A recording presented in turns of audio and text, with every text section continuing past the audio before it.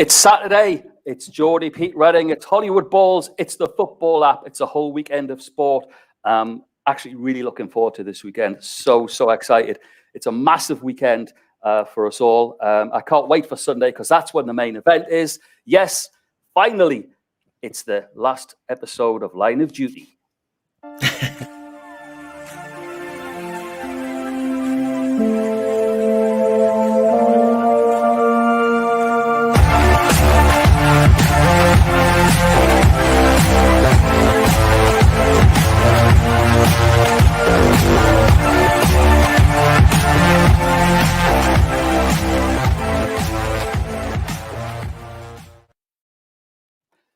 Hello, everyone, and welcome. Hollywood Balls, as I said, with me, Geordie, Pete Redding, sponsored by TheFutbolApp, the #1 football community in the world. And you'll probably notice I'm sat in Bonnie, Scotland.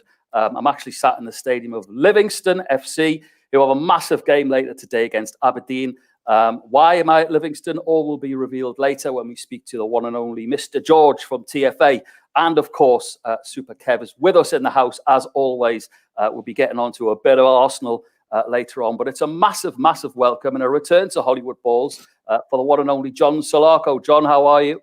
I'm very well. Thanks for having me back. It's great to see you. And as we just said off camera, looking in great nick. Probably still play today. How have you been? What have you been up to?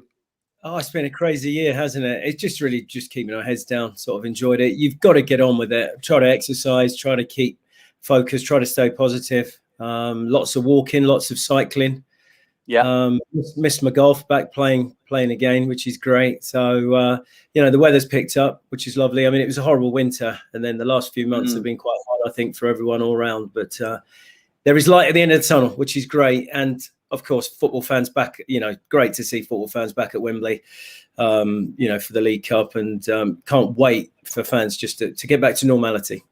To be back in general, got to say a couple of things to mention for our TFA. Welcome to Facebook Live, welcome to YouTube Live, but also welcome to our family from the football app, the TFA family. Guys, you may have noticed if you joined George and I last night for a great show, thank you, by the way, that we've got your bonus code for you, but we're doing it slightly different. So through 3 times throughout the show today, you will get 2 digits from the code. Write those down, and at the end, you can take that code and head off to your bonus room. So any complications, just message in and say, but basically what's happening in around 10 or 15 minutes, you'll get the first 2 digits to your code, and then you'll get the next 2 and the last 2 to make the code up.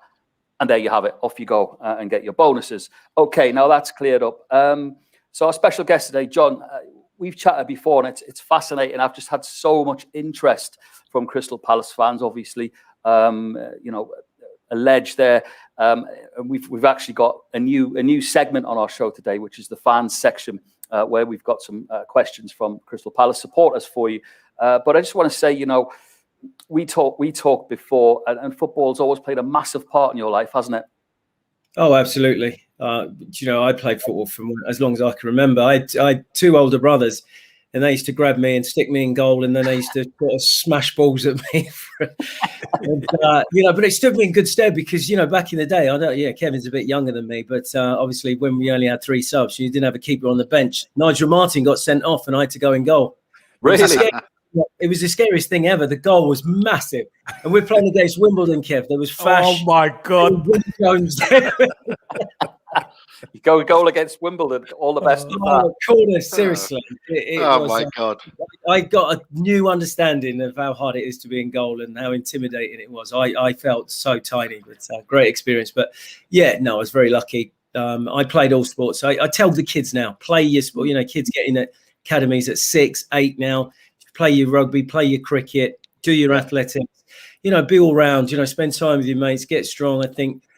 I was lucky enough to do the under 13s and the 16s at Palace, and a lot of kids have been there for a long time, and they get complacent and they get a little bit shocked. All they're doing is training, in a very nice environment, 3-4 times a week and playing a game. It's very pampered, very, we came through, the grind. The grind where you wanted it. And I say to these kids, I used to say, don't get comfortable, because there's kids out there that are fighting it. They want it.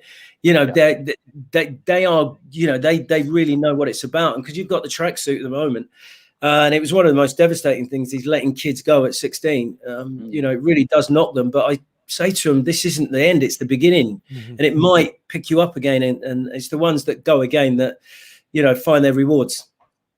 It's that determination that makes the difference, you know, and the hunger. And, you know, if you come from less advantageous backgrounds, often you get more hunger, more desire. And as you say, kids with talent, they can be pampered, and it can be actually more difficult for them. Yeah, I can see that. Absolutely. Yeah. I worked with, you know, great lad, Patrick Bamford at Palace when I was first team coach. And, you know, Patrick's such a lovely lad. And I used to spend a lot of time just thinking, you know, he came with a silver spoon in his mouth, but he just loved football. He wanted to play. There was this burning desire.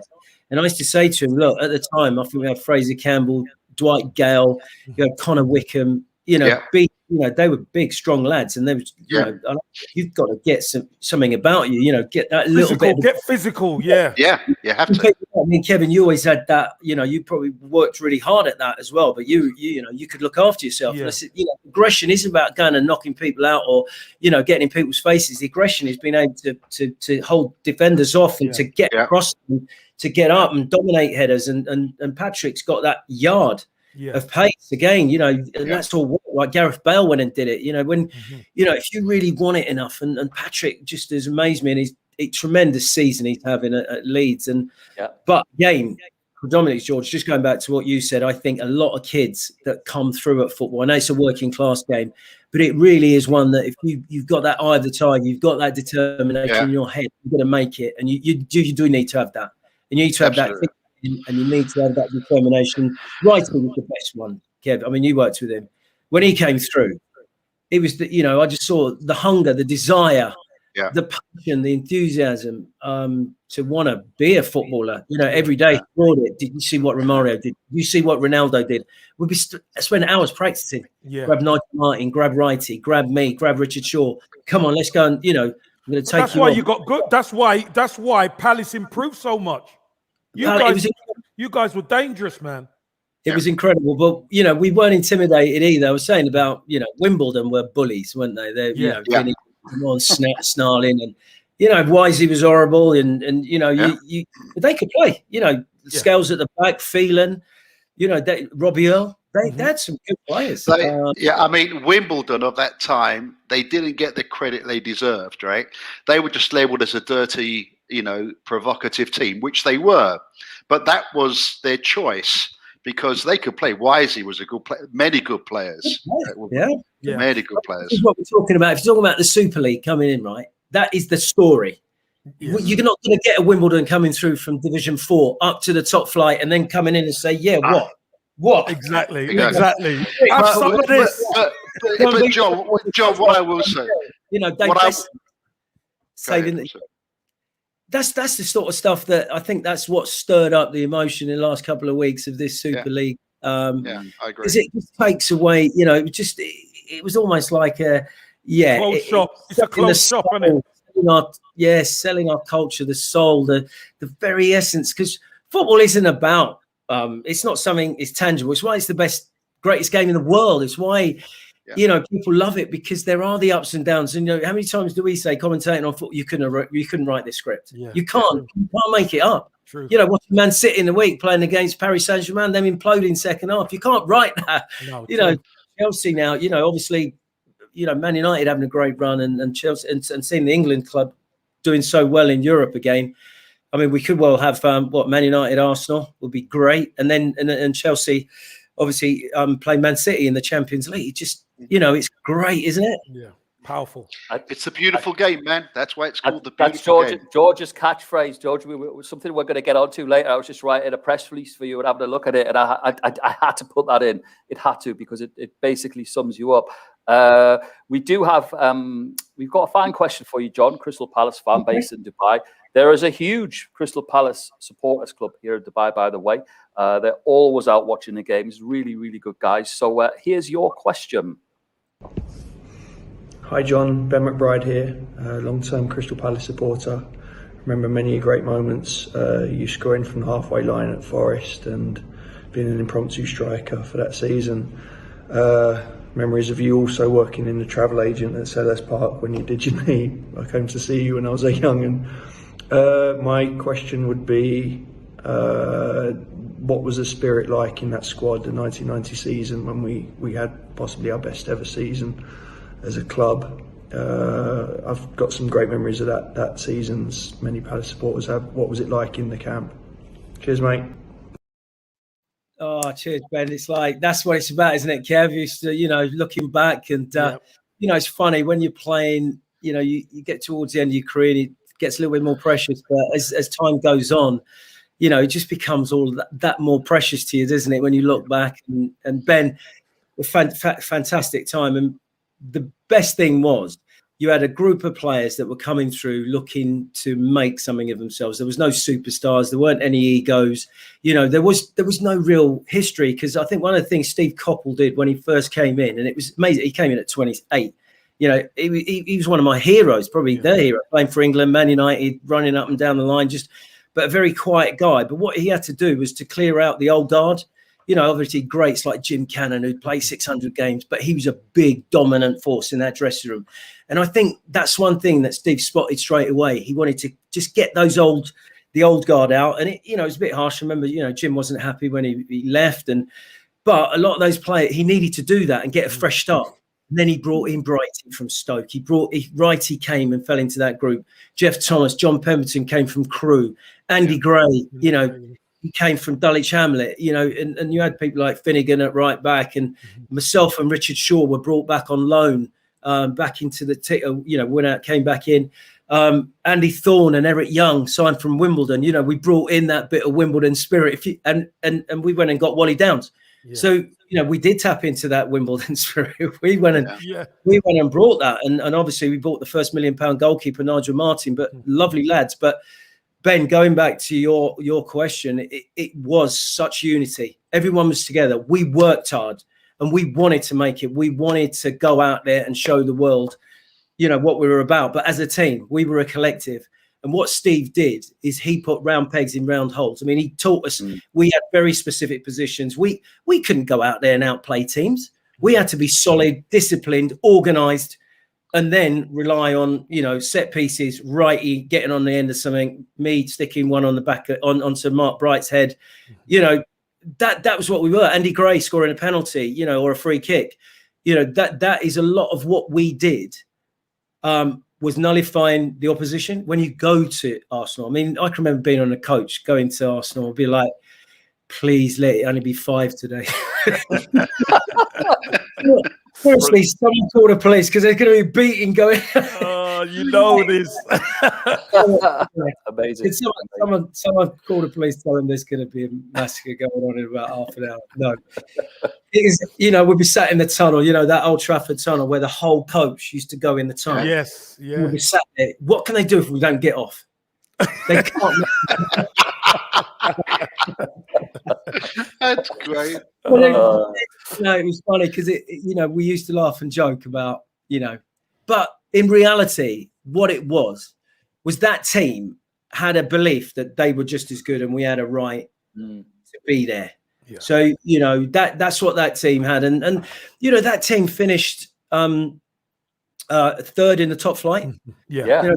Flight. I mean, and then the next year we beat Everton in what was the Zenith Data Systems final, but it was still a cup final at Wembley, and they were making it Righty. But I can remember the picture of us taken after that cup final because it was so important to that group, and it was new and it was fresh, and we were just learning and we were growing, and you thought, right, this is the beginning of a journey, and we're all together and we'd all go down and have a drink together after the game. We'd all go, we'll have something to eat, and we were all together. And that was the secret of that team, Ben. Ultimately, was there was just no egos. Everyone wanted to win. You had a manager who was very astute, who had good coaches, and everyone turned up and everyone trained hard, played hard, and we all enjoyed each other's company and we all wanted to win. Amazing togetherness. You can tell from that and that close-knit, camaraderie. Kev, I'm going to come to you in a bit, but before we do, just to let people know, because it's a new system for us today, your bonus code is out, but it is in a different style today. We're doing it in 3 parts, as I said at the top of the show. So here are your first 2 digits. They are on the screen now. We did this last night with great success, although I did get told off from George because I was too nice for them. I kept repeating it. So get that one. Take a screenshot of it, lads and lasses. Do that. There's your first part of the code, and part 2 will be coming up shortly. Kev, how have you been? How's your week? Yeah, been very good. Been pretty busy. Obviously, there's been quite a lot of football this week with Champions League and Europa League, etc. So I've been pretty busy. But you know me, I enjoy being busy. So you do. I'm gonna start with the Arsenal. I read, do we have to? Social, yeah, I know, but you see, that was the oh yeah, blah blah blah. But hey, George is laughing at me now? Look at him; he's got a smile on his face. What's going on? But what I can say to you with my positive hat on is that away goal. That away goal is massive. It's huge. Massive. Look, it's a semi-final away, and if somebody had said to you before the game you're going to lose the game 2-1, you take it because the away goal. You fancy yourselves at home. But I think it's the way Arsenal played in the first half. Arsenal were awful. Could have been 3 or 4 down. But I don't know whether Mikel Arteta is lucky or is one of the smartest guys in adjustments. Player got sent off, and with 10 men, looked a lot better. Yes. Everything looked a lot better with 10 men, which is crazy. Got a penalty. Pepe stepped up and scored. That gives us a lifeline. So it's not going to be easy, obviously, the second leg next week. But if Arsenal turn up, I think Arsenal could get through. Definitely. Okay. We'll touch on a bit because obviously our teams go head to head this weekend, but we'll save that bit for later. Always look forward to that. Comes round twice a year, and Kev and I are on every weekend, and twice a year our teams match. But we generally do it in good spirits. George, I'm going to come to you because the reason I'm sat in Bonnie, Scotland, with a massive game for Livingston tonight is I'll give you the floor. Can you shed some more light for those that don't already know? Yeah, the mighty Livingston Football Club, the Scottish Premier League club, is the first football club in the world to accept the token, the football coin, for tickets and official merchandise. Wow. So we excuse me, Livingston announced that late last week. Yeah, you'll see it in the press probably next week. But it's really a watershed moment. And the leadership team at Livingston is very, very, very clever, very advanced. They dabbled in a crypto before that didn't work out, so they know what to look for. And from the time we met them and the time we concluded the deal was less than 3 weeks, right? Wow. So they understood the value, and they're very excited, as indeed we are. We're honoured to partner with Livingston. They will go down in history as the first club to do it with the football coin. So it's historical. So it's great for Livingston. It's great for the ecosystem. It's great for our community. It's great for football. And above all, it's great for Livingston as well and their fans.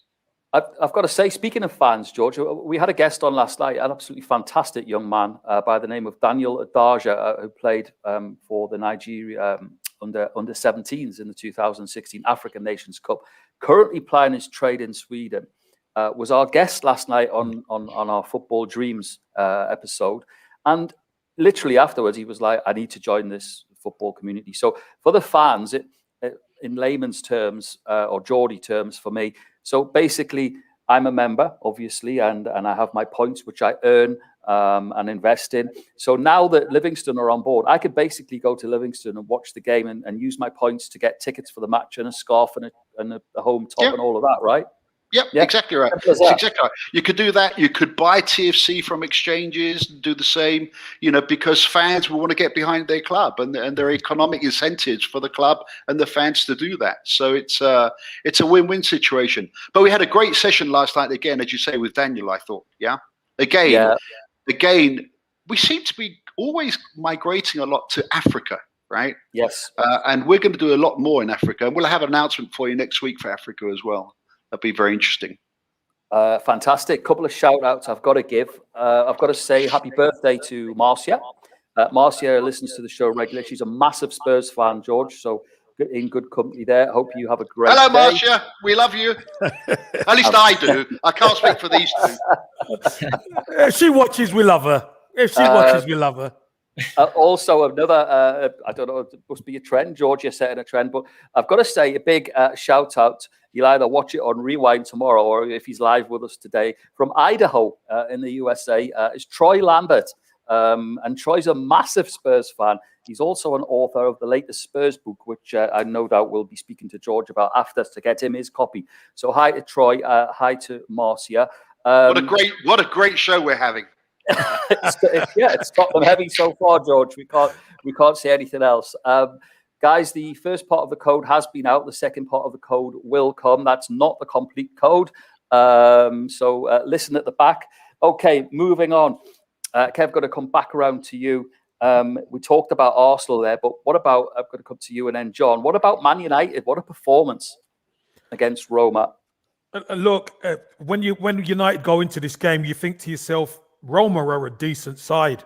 And, you know, when you get to half-time and Roma are winning 2-1, you think, whoa, could this be an upset? But I've got to say, Manchester United second half was sensational. They really were sensational. And my baller of the week is one of the Man United players, I've got to say. It was absolutely outstanding. So basically, can we say just about they've got their foot in the final now?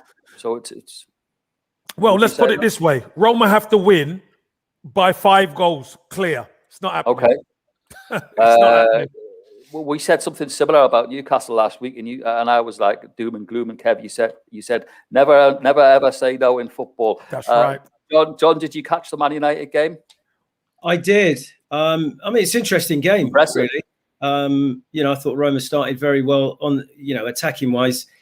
I mean, Man United looks so poor defensively at times. I mean, if I'm Jurgen Klopp, I mean, there was a lot for me to take out of that game. I think both teams going forward, but certainly Liverpool on the counter attack. There was a lot of spaces. I thought Lindelof and Maguire, especially if Bissaka goes missing and he goes up and gets attracted up the pitch, and Luke Shaw gets up there too early. It's going to be an interesting game because it's a game Liverpool have to win, I think. Not a game Man United have to win. So, we're all thinking it's probably going to be a draw. But I'm hoping it's going to be an open attacking game that because if I was Klopp watching that game, I mean, from Solskjaer's point of view, when you go down, then you think, oh, what are we doing? But going forward, they just look as though they could have got 7 or 8 goals. Pogba, when he plays like that, he's just in the mood. I don't understand Pogba because he's arguably got everything, absolutely everything. He could just be the best player in the world when he's given that freedom and played in the right position and he's in the mood, which he has been lately. He's sensational, and I think he could be the difference. I'm hoping Arsenal will get through to play them in the final. I mean, they're nailed on to get through, and Man United will be massive favourites. So, finishing second, I can't. I've seen City beating Palace today to secure the title. Man United second is a massive step forward, although Mourinho did it. Didn't get any plaudits for that, but Solskjaer gets a lot of credit from me because he, early on when he was getting whooped by Spurs and losing a few stupid games, I think he lost to Palace early on. It all looks disastrous and a really wrong fit. But they've now gone on the kind of runs that Man City are on, Chelsea are on, and they're just a step above everyone else when you look at their records. For Man United, especially away from home, and they just got to sort their home form. I think they've lost 5 games at home this year, which is crazy. What an incredible away record. Incredible. Yeah, but an amazing record. So at the moment, Man United, Chelsea and Man City are sort of way above everyone else. But look, as Klopp said, I saw Van Dijk run in this week, it's got to give him, Superman will be back. And, I expect, I'm really looking forward to next year's title race, really, because I do expect hopefully Arsenal to be back in that top 6. Spurs to be, new manager comes in, maybe buy a few players, may possibly lose Kane. I don't know. Insinuated that he will be moving on, but it's brilliant. I mean, the way but ultimately Pep Guardiola, again, you just think, wow, it's becoming, just if he goes and wins, you know, he wins the Champions League and wins the league and does the treble. He just, you know, and I'm willing him to. I really want him to. Man United. When I was a player for 20 years, Man United stopped me winning everything. You know, lost in. You know, I lost so. Oh man, so. Even when I became a first-team coach, you know, we in 16 we got to the final of the FA Cup, and I was convinced, Kev, it's our time. You know, it's your time. It's your time.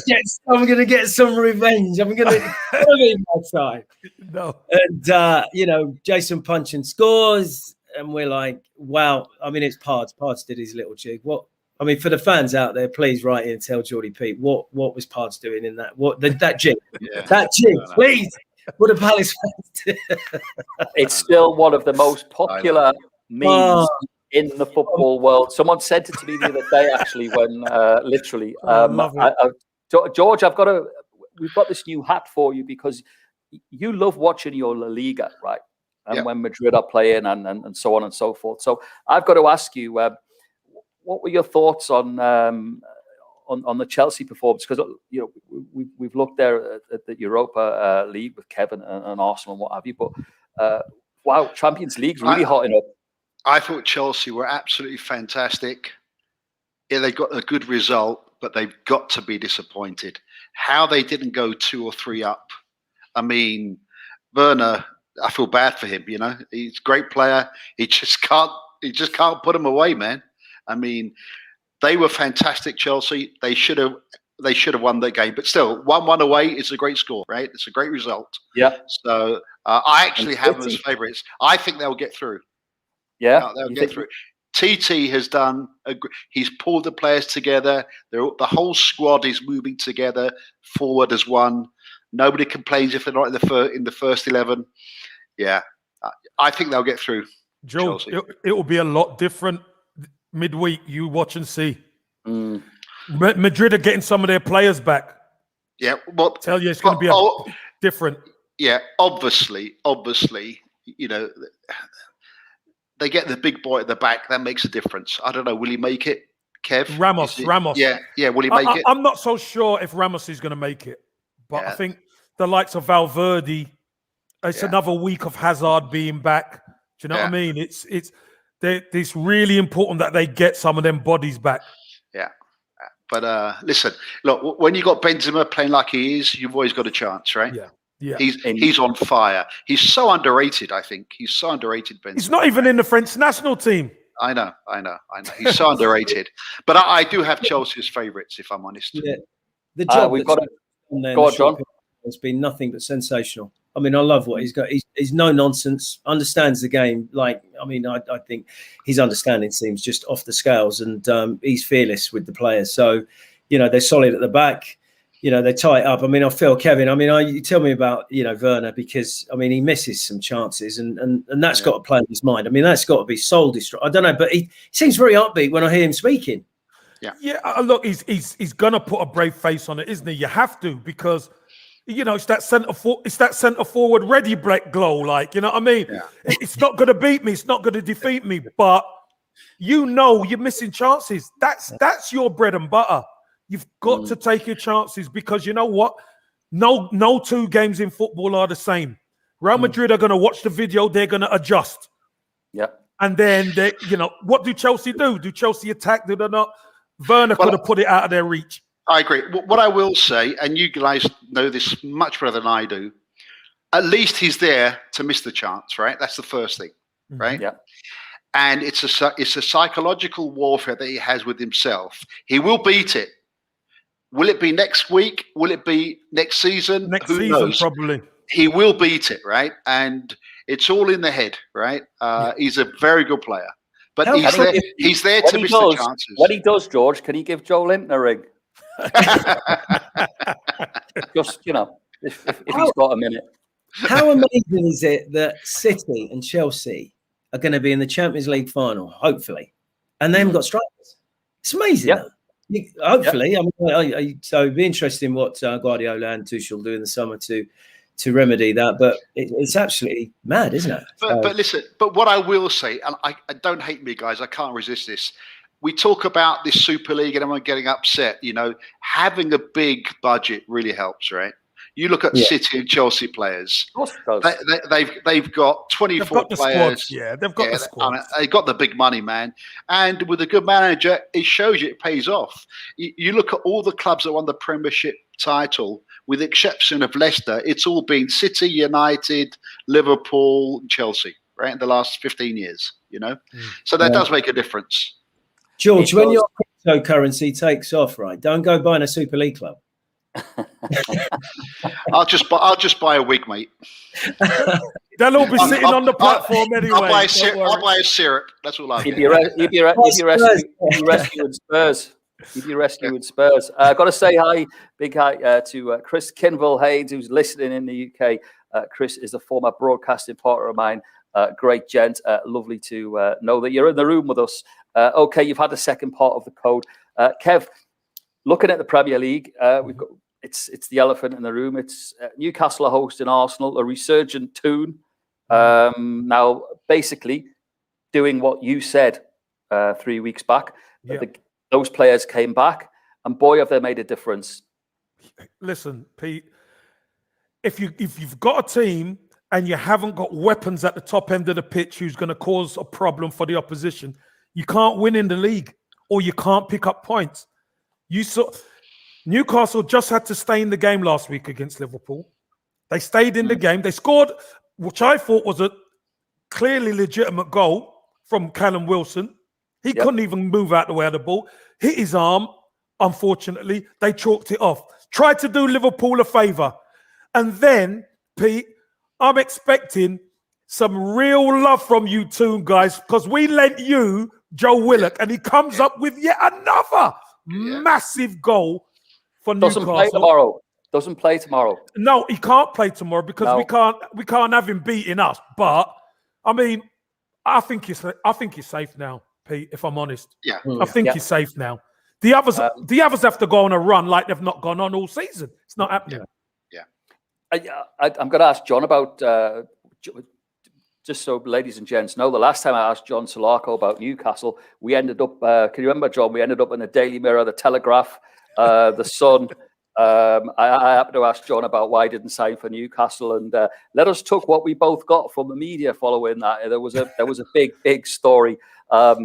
John having to write his own press releases, wanting to come to Newcastle. Oh, we won't go down that road, but I'll make that with Newcastle. Newcastle fans know that it wasn't me. It was Ron Nodes putting out. Do you know what? It was real tragic, because obviously I love Kevin Keegan, and I was up there, and it was a weird story really, because they were trying to sign Ginola, and you know when you look at the monies now, and I think Ginola was asking for about 25-30 grand a week, and Kevin was like, no, I can't pay him. No, I'm not paying that. You either want to sign for me. So he rang me. I was on holiday in Jamaica. I flew back. I went up there.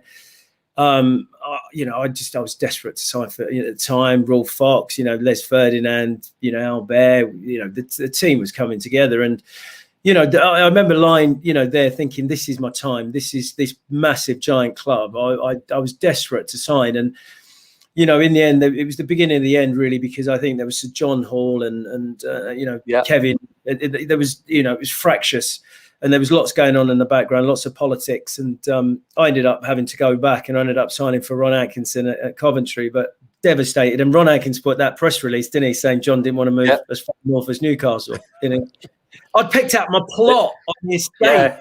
He'd been on TripAdvisor. He knew every bar and the quayside. That too.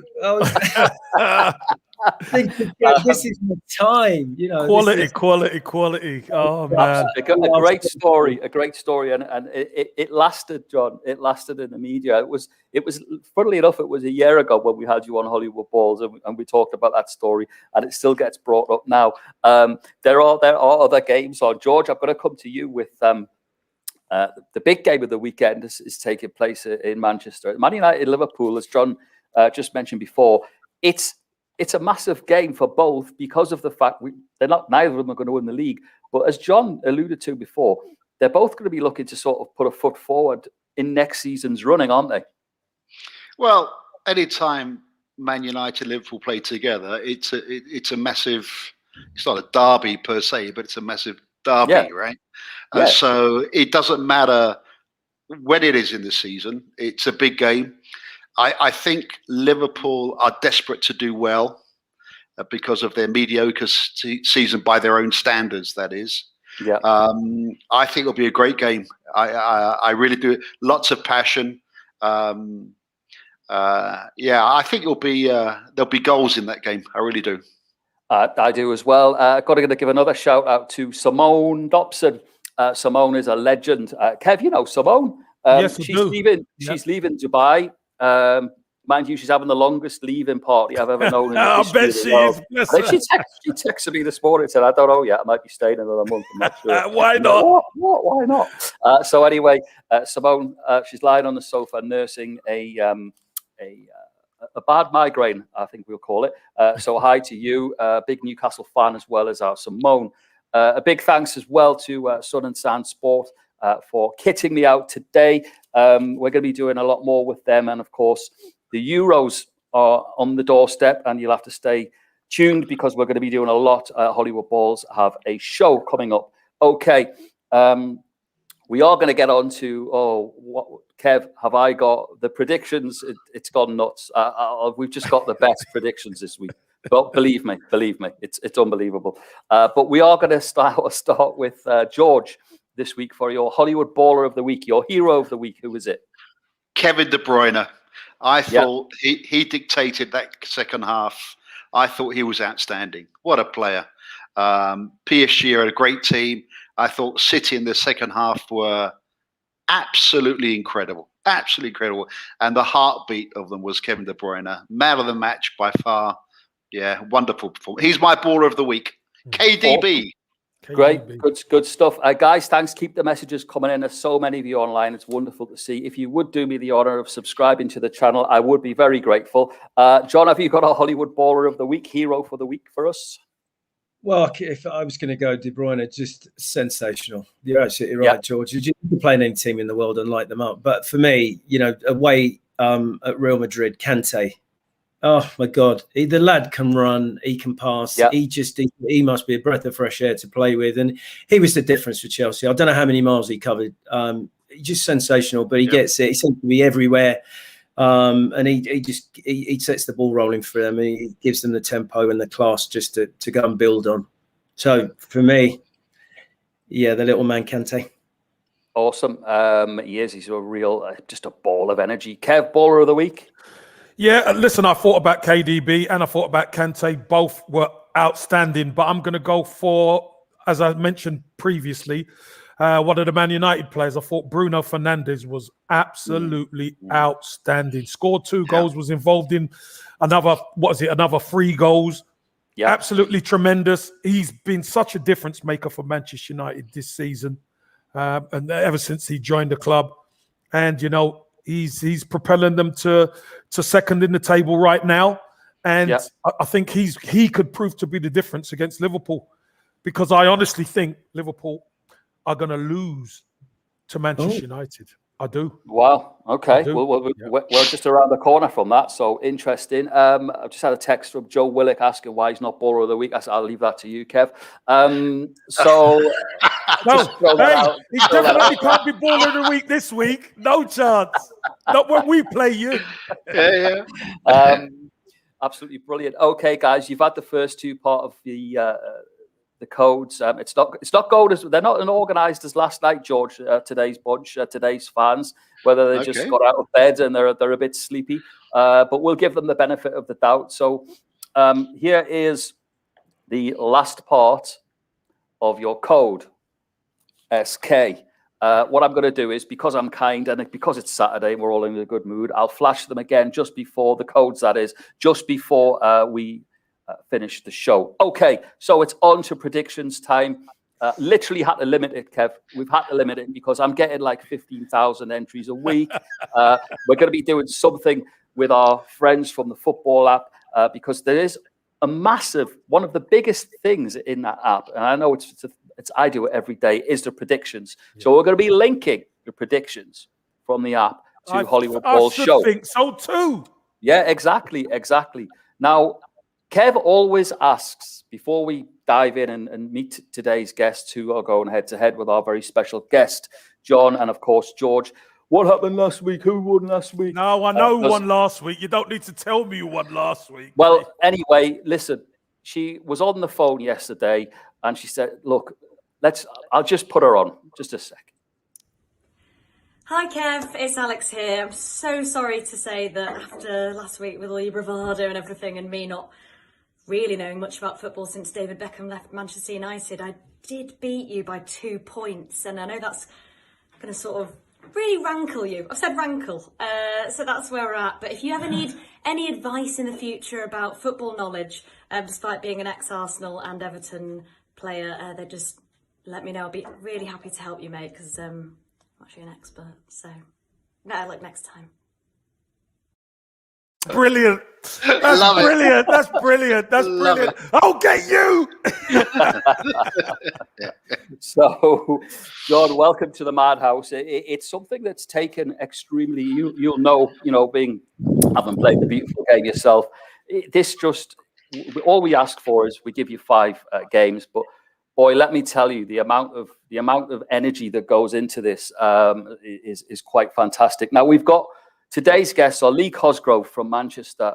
Lee is a fanatical Man United, and he's also got a story. John, sorry, but I do have to mention it. Apparently, he was thrown out of the Cup semi-final at Villa Park for trying to pull your shorts down when you were taking a throw-in.